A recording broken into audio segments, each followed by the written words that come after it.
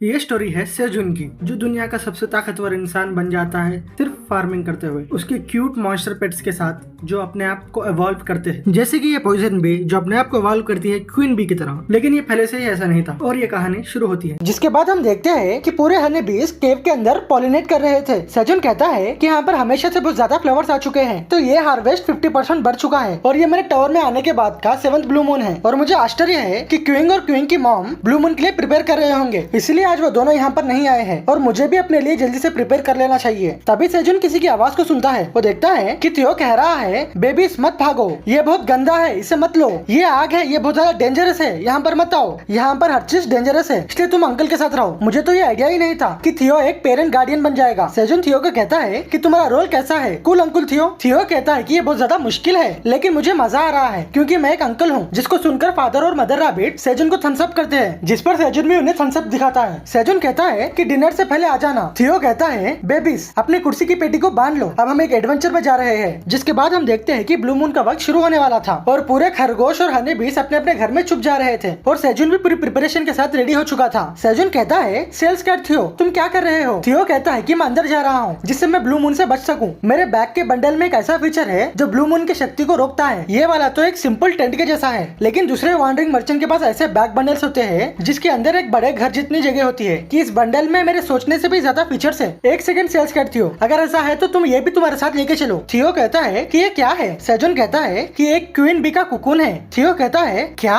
एक queen B? मैं समझ गया हूँ, मैं इसे ध्यान से अपने फर में रख दूंगा। सेजुन कहता है कि मैं ये तुम्हारे भरोसे पर छोड़ रहा हूँ। जिसके बाद हम देखते हैं कि ब्लू मून स्टार्ट हो चुका था। सेजुन कहता है कि क्यूंग और क्वीन की मॉम दोनों ठीक होंगे। जिसके बाद हम मॉन्स्टर्स की आवाज को सुनते हैं। सेजुन कहता है, ये क्या है? मैं पहली बार इतनी ज्यादा आवाज सुन रहा हूँ। क्या क्यूंग की मॉम की टेरिटरी में कोई और मॉन्स्टर आया है? अगर ऐसा है तो मैं जल्दी से चेरी टमाटोस को खा लेता हूँ। तभी सेजुन को किसी मॉन्स्टर की आवाज बहुत जोर से आती है। सेजुन कहता है कि अब आवाज जा चुकी है। वो किसकी आवाज थी? ऐसा लगता है कि एक काऊ रो रही थी। क्या 99th फ्लोर पे कोई काऊ है? तभी सेजुन देखता है कि चेरी टमाटोस के अंदर ब्लू मून की शक्ति आ रही है। वो कहता है कि आज ब्लू मून की शक्ति बहुत ज्यादा है, आखिरकार कितने हो रहे हैं? तभी वो देखता है कि कॉर्न के ऊपर भी ब्लू मून की शक्ति आ चुकी है। सेजुन कहता है, अरे वाह, कॉर्न भी ब्लू मून की शक्ति को खींच रहा है, ये बहुत अच्छा है क्योंकि गुड हार्वेस्ट स्किल की वजह से ब्लू मून की शक्ति का अच्छा असर हो रहा है। जिसके अगले दिन हम देखते हैं थियो आसपास के मॉन्स्टर्स को देख रहा था। थियो कहता है कि यहाँ पर कोई भी नहीं है। जिसके बाद वो दोनों ऊपर आ जाते हैं। सेजुन कहता है कि बहुत अच्छा है। थियो कहता है कि ये एक अच्छा आइडिया नहीं है कि तुम जब बाहर आओ तब क्यों की मॉम आ जाए, क्योंकि यहाँ पर बाहर रहना बहुत ज्यादा डेंजरस है। सेजुन कहता है कि जब ब्लू मून आया था तब एक मॉन्स्टर केव के पास से जा रहा था, मुझे बस यहाँ की फील्ड को चेक करना है कि ये सेफ है या नहीं। तुम चिंता मत करो, मैं सिर्फ देखूंगा और फिर वापस केव के अंदर चले जाऊंगा क्योंकि मुझे वो क्रॉप्स को निकालना है जिसमें ब्लू मून की शक्ति आ चुकी है। थियो कहता है, तो मैं चेयरमैन के साथ आऊंगा, वैसे भी मैं बहुत ज्यादा थक गया हूँ। सेजुन कहता है कि तुम्हारा शुक्रिया सेल्स कैट थियो, और जैसे कि मैंने उम्मीद की थी कि इसने पूरे फील्ड को तबाह कर दिया। ये किस तरह के फुटप्रिंट्स है? ये बहुत स्ट्रॉन्ग और बड़े दिख रहे हैं। लगता है जो भी आया है वो बहुत ज्यादा स्ट्रॉन्ग आया है, जिसको मैं ये तबाही देखकर जज कर सकता हूँ। तभी सेजुन ऊपर देखता है और जल्दी से ऊपर चले जाता है। थियो कहता है, चेयरमैन सेजुन, हम कितनी ज्यादा देर तक यहाँ पर रहेंगे? हमें अब वापस जाना चाहिए। सेजुन कहता है, एक सेकंड रुको, मुझे कुछ चेक करना है। जैसे कि मैंने उम्मीद की थी, जमीन के ऊपर की और अंदर की टेक्सचर अलग है। ये बंजर जमीन नहीं है, ये सॉफ्ट जमीन है जो अच्छी तरह से मॉइस्चर को लेता है और ये पूरी जमीन न्यूट्रिएंट से भरी हुई है। ये सोचना था कि इस बंजर जमीन के नीचे अच्छी जमीन होगी। लगता है इस बंजर जमीन को वापस बनाने का वक्त आ चुका है। हम यहाँ पर बहुत ज्यादा खेत को उगा सकते हैं और ये आगे का नजारा सेजुन की इमेजिनेशन है। अब हमें इस पूरी जमीन को ऊपर से नीचे तक मिलाना होगा, लेकिन हमारे पास फार्मिंग इक्विपमेंट्स नहीं है जैसे ट्रैक्टर्स और रैबिट्स को ये खोदने के लिए कहना बहुत ज्यादा मुश्किल हो जाएगा। तभी सेजुन को टावर मैनेजर का मैसेज आता है। टावर मैनेजर कहती है कि वो शॉक हो चुकी है और तुम यहाँ पर क्या कर रहे हो? वो कहती है कि ब्लू मून तो चले गया है, लेकिन मॉन्स्टर्स अभी भी बिखरे हुए हैं और बाहर रहना अभी भी डेंजरस है, इसलिए तुम जल्दी से अपने केव में चले जाओ। सेजुन कहता है, हाँ मैं वापस जाने ही वाला था। सेजुन कहता है, लेकिन टावर मैनेजर, मेरा मतलब एलिन, क्या तुम कल रात में ठीक थी? तभी टावर मैनेजर कहती है कि वो ठीक है, तुम मेरे बारे में चिंता मत करो, और वो सेजुन को ऑर्डर देती है कि वो अपने सेफ्टी के बारे में सोचे। सेजुन कहता है, तुम तो कुछ दिनों से मेरे बारे में बहुत ज्यादा ही सोच रही हो। हाँ, ब्लू मून के क्रॉप्स इस बार बहुत ज्यादा आए हैं, तुम देखते रहो एलिन, तुमने बहुत मेहनत की है। सेल्स कैट थियो। थियो कहता है कि मैं अब सोने जा रहा हूँ, मेरे से और कुछ भी नहीं होगा। जिसके बाद सेजुन जाके ब्लू मून की शक्ति के कॉर्न तोड़ लेता है। तभी सिस्टम उसे कहता है कि तुमने एक कॉर्न को तोड़ा है जिसके अंदर ब्लू मून की शक्ति है जिससे उसके जॉब लेवल इंक्रीज हो जाते हैं और उसे 100 XP मिलता है। सेजुन कहता है ये तो बहुत कूल है, इसका नाम कॉर्न ऑफ स्टैमिना है क्योंकि ये एक डी ग्रेड क्रॉप है तो इसके स्टार्स ई ग्रेड से डबल हो चुके हैं। लेकिन अब सबसे ज्यादा इंपॉर्टेंट चीज ये है कि मुझे इस कॉर्न के क्रंची टेक्सचर को टेस्ट करना है।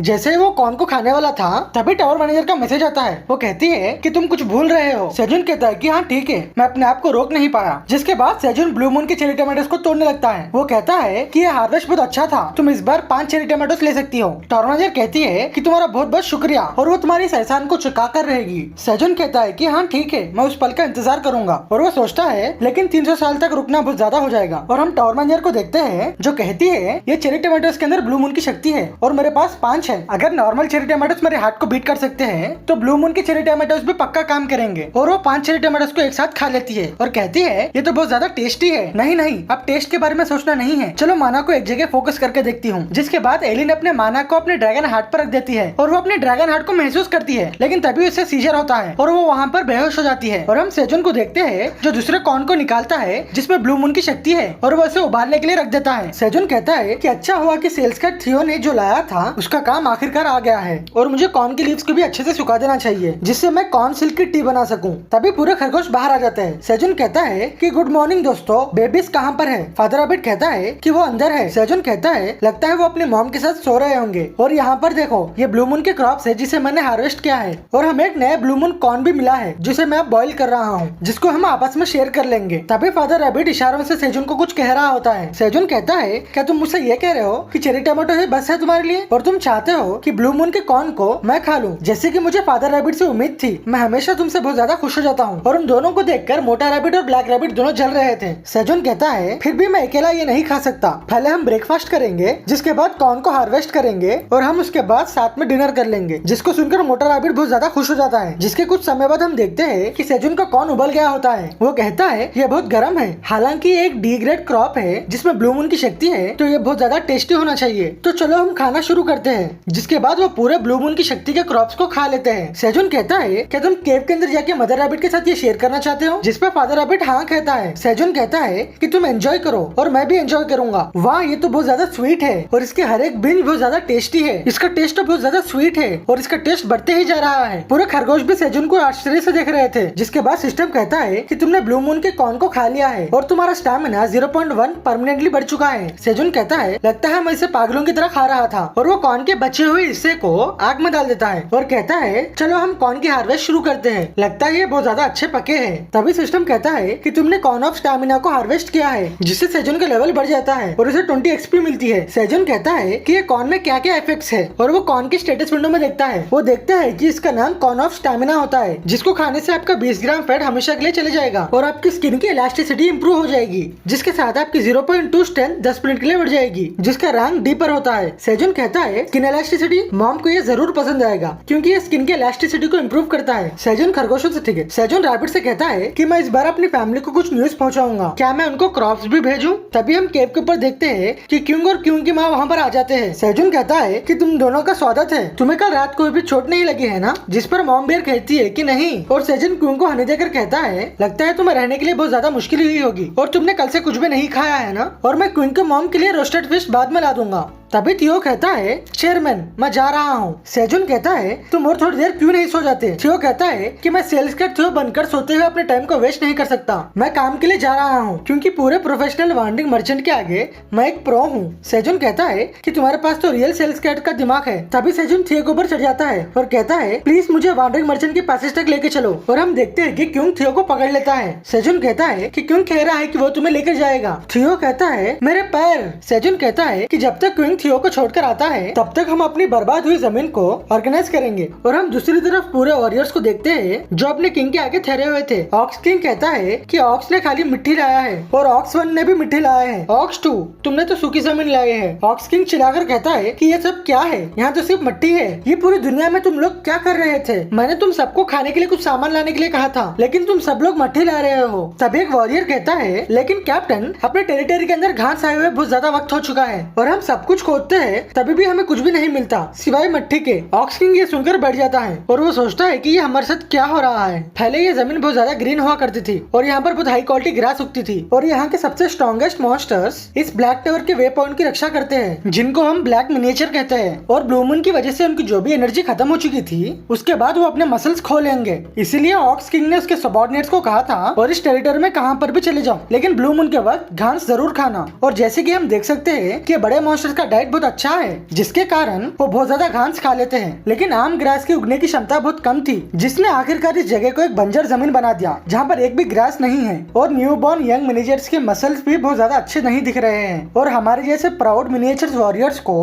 अपनी एनर्जी को मेंटेन करने के लिए अच्छी क्वालिटी की ग्रास चाहिए। ऑक्स किंग कहता है कि मुझे ऑक्स 3 नहीं दिख रहा है, क्या वो किसी और के टेरिटरी में जाकर खो चुका है? तभी ऑक्स 3 कहता है कि मुझे माफ कर दो कैप्टन, मैं थोड़ा लेट हो चुका था और जब मैंने आंख खोली थी तब तक ब्लू मून खत्म हो चुका था और मैं बहुत ज्यादा दूर चले गया था। ऑक्स किंग कहता है कि वो सब ठीक है जब तक तुम सेफली यहाँ पर आ चुके हो। तभी ऑक्स किंग कुछ देखता है और वो गुस्से से ऑक्स 3 के पास जा रहा होता है। ऑक्स 3 कहता है कैप्टन क्या हुआ है? ऑक्स किंग कहता है ऑक्स 3 तुम्हारे सर पर क्या है ये जो तुम्हारे हॉर्न पर लटका हुआ है? उसमें से बहुत ज्यादा स्वीट स्मेल आ रही है, जिसको सुनकर ऑक्स 3 भी हैरान हो जाता है। और हम यहाँ पर एलिन को देखते हैं जो अपने सीजर के बाद उठ जाती है। वो कहती है लगता मैं बेहोश हो गई थी, मुझे लगता है कि मैं अब ठीक हो जाऊंगी। जैसे वो वहाँ से उठती है तो उसके सर पर झूमर लग जाता है। एलिन कहती है ये क्या, लाइट तो बहुत ज्यादा नीचे आ चुका है। और अपने मैजिकल बॉल को देखती है और कहती है कि लाइट नीचे नहीं आया है, मैं ही बहुत ज्यादा बड़ी हो चुकी हूँ, लेकिन मैं एकदम से बड़ी क्यों हो चुकी हूँ? यहाँ पर क्या हुआ है? लगता है ब्लू मून के चेरी टोमेटोस में आम मैजिकल चेरी टोमेटोस से 10 गुना ज्यादा शक्ति है और मैंने 5 चेरी टोमेटोस को एक साथ खा लिए थे। लगता है कि उसने मेरे ड्रैगन हार्ट के साथ एक चेन रिएक्शन किया था जिसके कारण मैं बड़ी हो चुकी हूँ, लेकिन ये तो बस टेम्परेरी के लिए था क्योंकि मेरा ड्रैगन हार्ट अभी भी रिएक्ट नहीं कर रहा है। क्या एक परमानेंट ट्रीटमेंट पॉसिबल है? लेकिन फिर भी मुझे ये मानना होगा कि मेरा ड्रैगन हार्ट हील हो सकता है। पार्क सेजुन मेरे टावर फार्मर तुम बहुत प्यारे हो। तभी वो मैजिक बॉल में कुछ देखती है कि सेजुन कुछ खा रहा होता है। एलिन चिल्लाकर कहती है क्या वो टेस्टी चीजें मुझे छोड़कर खा रहा है? वो आखिरकार क्या खा रहा है? ये बहुत छोटा है, मैं देख नहीं पा रही हूँ। मुझे बड़े क्रिस्टल बॉल को यूज करना होगा जो ग्रैंडफादर यूज करते थे, लेकिन ये दरवाजा बहुत छोटा हो चुका है, मैं यहाँ से बाहर नहीं जा पा रही हूँ। मुझे भी खाना है, मुझे भी वो टेस्टी खाना खाना है। पार्क सेजुन। और हम पूरे फार्मर्स को खेती करते हुए देखते हैं क्यों सबको हाई कह रहा होता है, जहाँ पर पूरे रैबिट्स और हनी बीज मेहनत कर रहे थे और मोटा रैबिट कॉर्न को जलाने के लिए लेके जा रहा था। सेजुन कहता है कि तुमने बहुत अच्छा काम किया है, यहाँ पर आओ बेबी कैप्टन। सेजुन कहता है कि मैंने आखिरी कॉर्न को भी स्टीम पर लगा दिया है, चलो अब सब कुछ उठा देते हैं, तुम सबको डिनर के लिए बुला लेना। क्या हम उबले हुए कॉर्न को बाहर निकाले? हाँ ये तो बहुत अच्छा स्टीम हुआ है, ये बहुत टेस्टी लग रहा है। तभी सिस्टम उसे कहता है टावर मैनेजर से ये कह रही है कि वो भी एक कॉर्न को टेस्ट करना चाहती है और वो सेजुन को एक क्वेस्ट देती है कि वो भूखे टावर मैनेजर के साथ कॉर्न को शेयर करे। सेजुन कहता है एलिन मैं तुम्हें देने ही वाला था, तुम एक सेकंड के लिए रुक सकती हो क्योंकि ग्रिल्ड कॉर्न अभी भी पक रहा है तो मैं उसे तुम्हें इसके साथ दे दूंगा। सिस्टम कहता है कि टावर मैनेजर अपना सर हिला रही है और वो कह रही है कि वो वेट नहीं कर पा रही है। सेजुन कहता है कि तुमने बहुत अच्छा काम किया है, उसे वहाँ पर रख दो, ये बहुत शानदार दिख रहा है ना? और जो मसाले थियो ने लाए थे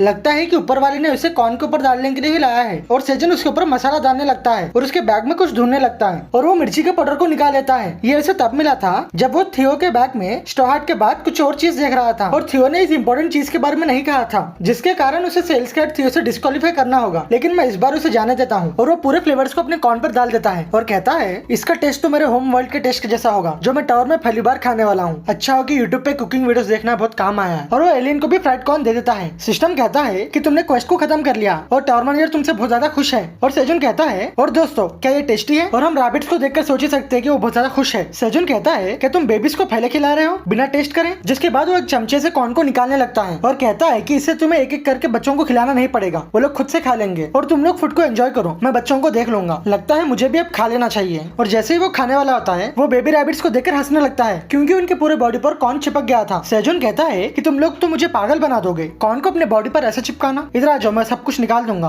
बेबीज को देखते हुए काम करना बहुत आसान नहीं है, मैं सेल्स कैट थियो को बहुत ज्यादा मिस कर रहा हूँ। जिसके बाद वो बाकी के कॉर्न्स को क्वीन और क्वीन के मॉम के साथ शेयर कर लेता है। और हम 30th फ्लोर में देखते हैं वहाँ पर हंटर्स कह रहे होते हैं कि वांडिंग मर्चेंट अभी तक आया क्यों नहीं, ये इस बार बहुत ज्यादा समय ले रहा है ना? तभी दूसरा हंटर कहता है क्या कुछ हो रहा है? क्या तुम फिर से चेरी टमाटोस को खरीदना चाहते हो? क्या तुमने अपने दोस्त को पिछली बार खरीदने के लिए नहीं कहा था? तभी वो हंटर कहता है क्या तुमने अफवाहें नहीं सुने हैं? अभी टावर के बाहर पूरे रिच लोग इस मैजिकल चेरी टमाटोस को बहुत ज्यादा रेट पर खरीदने के लिए तैयार है। सिर्फ एक चेरी टमाटोस का कॉस्ट ही 5 मिलियन वॉन हो चुका है, इसीलिए ये बहुत ज्यादा फेमस होने से पहले ही हमें इसे लेना होगा। तभी एक हंटर कहती है हम क्या करें टीम लीडर, हमें टावर के अंदर जाने के लिए रेडी हो जाना चाहिए क्योंकि हमारा रेड शेड्यूल्ड है। अगर यहाँ पर और ज्यादा वक्त बीत जाए तो मुझे लगता है कि हमारे सप्लाईज भी खत्म हो जाएंगे और हमें अपने गिल्ड गिल्ड को भी रिपोर्ट करना है। डॉन्सिक कहता है कि अब हमारे पास कोई भी चॉइस नहीं है, हम यहाँ पर थोड़े लोगों को रखेंगे जो ऑक्शन में पार्टिसिपेट कर लेंगे और बाकी के लोग टावर के अंदर जाकर रेडी हो जाएंगे। और मुझे वांडिंग मर्चेंट से थोड़ा काम है, तो इसलिए मैं भी यहाँ पर रुक जाऊंगा। जिसके बाद से वहाँ पर से थोड़े हंटर्स चले जाते हैं। डॉन्सिक कहता है कि मैंने सोचा था कि जेसिका रह जाएगी, लेकिन मैंने ये एक्सपेक्ट नहीं किया था कि सुहा उसके बदले यहाँ पर रुक जाएगी। सुहा कहती है कि जेसिका ने उससे कहा था कि उसे अब चेरी टोमेटोस की कोई जरूरत नहीं है, क्योंकि उसने अपने पूरे वेट को खत्म कर लिया है और इसलिए उसने मुझे अपनी जगह दे दी। डॉन्सिक कहता है तो तुम ऑक्शन में ज्वाइन करने वाली हो, क्या तुम्हें चेरी टोमेटोस में कोई इंटरेस्ट है? सुहा कहती है कि नहीं, मैं उससे भी ज्यादा इंटरेस्टेड उसे चुरू देने के लिए हूँ। जिसको सुनकर डॉन्सिक भी हंसने लगता है